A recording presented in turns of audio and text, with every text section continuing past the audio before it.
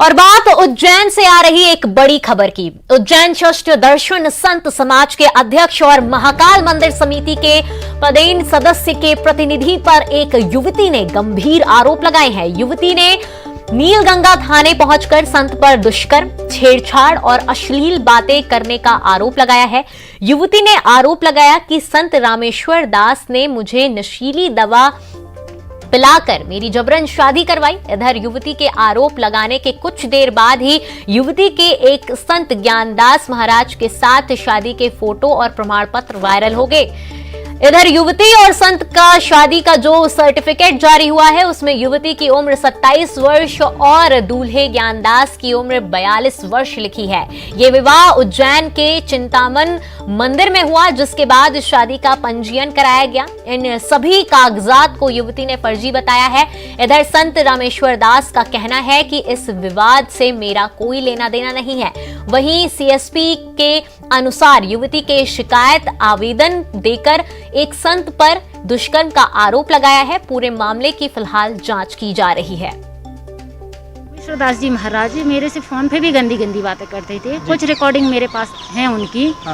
और रामेश्वर दास जी महाराज के आश्रम जब मैं जाती थी तो मेरे साथ गंदी गंदी वो हरकतें करते थे। मेरे साथ गलत करने का उन्होंने प्रयास किया। मैं उसमें एग्री नहीं हुई। जब मैं एग्री नहीं हुई मैंने कहा मैं सबको बता दूंगी, तो मुझे धमकाया। बोले किसी को बताया तो तुझे मरवा देंगे, बंदूक की गोली से उठवा देंगे और सिपराजी में फिकवा देंगे।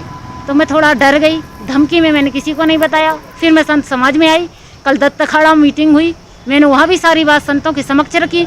सभी संतों ने कहा कि बेटी हम तेरे साथ हैं, अगर ऐसा गलत हो रहा है तो सभी संतों का जब मुझे साथ मिला तो मैं थाने तक आई और शादी के झूठे कागज बना करके उनने ही वायरल कर दिए। बताइए अब जो पहले से साजिश थी उनकी हम वो झूठे सांचे फंसवाने के लिए, वो कागज बिल्कुल झूठे हैं। मेरी कोई शादी नहीं हुई है।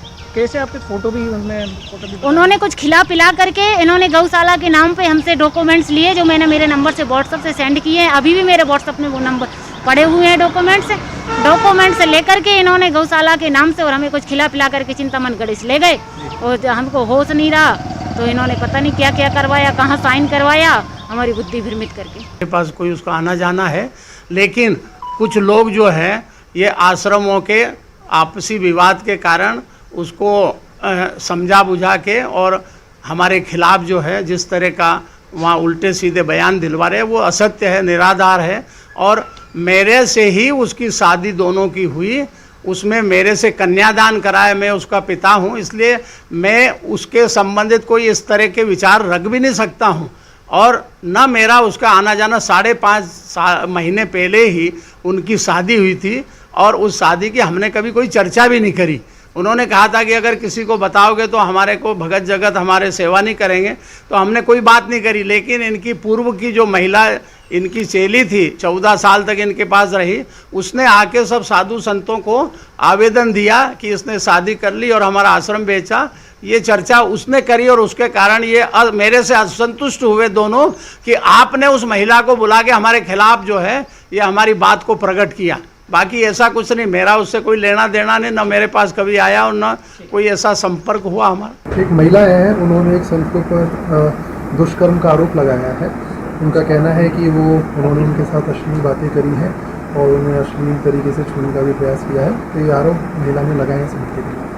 कुछ फोटोग्राफ्स और वीडियो भी महिला द्वारा प्रोवाइड कराए गए हैं। अब महिला का ऐसा कहना है कि शायद उनके मोबाइल में उसकी कई रिकॉर्डिंग है और फोटोज़ वगैरह भी हैं। तो हमने महिला को सारी फोटोग्राफ्स और रिकॉर्डिंग उपलब्ध कराने के लिए कहा है। अभी तक हमें उपलब्ध नहीं कराई है उन्होंने, बट उनका कहना है कि वो जल्दी उपलब्ध कराएंगे। सर एफआईआर भी की जा रही है क्या? अभी महिला का स्टेटमेंट लिया जा रहा है और कुछ प्राथमिक तथ्य हमें मिले उनकी पुष्टि की जा रही है, तो महिला का भी थाने पे स्टेटमेंट लिया गया। महिला और किस तरह से संपर्क में आई? महिला वृंदावन की बता रही हैं। वो कह रही थी यहाँ पे ये संत के संपर्क में आई थी। वो उन्हें तंत्र मंत्र की शिक्षा बताया करता था, उन्हें अध्यात्म के बारे में सिखाया करता था। तो इस चक्कर में महिला की इनसे जान पहचान हुई और ये उनकी शिष्य बनी। तो ऐसा महिला का कहना है।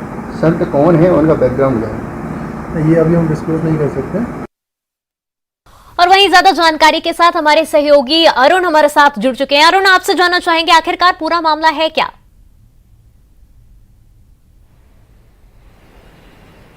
देखिए, प्रथम दृष्टया जो मामला है वो ये आश्रमों की प्रतिस्पर्धा और प्रॉपर्टी विवाद का लग रहा है।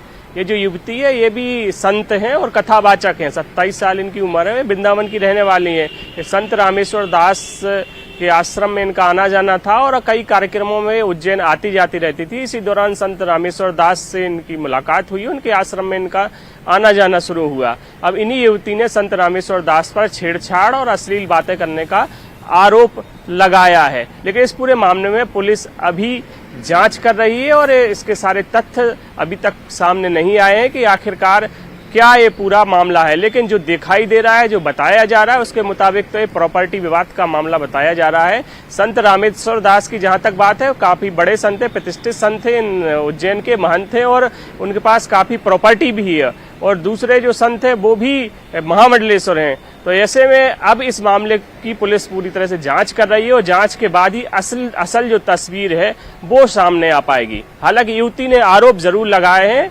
लेकिन पुलिस इस पूरे मामले की जब जांच करेगी तो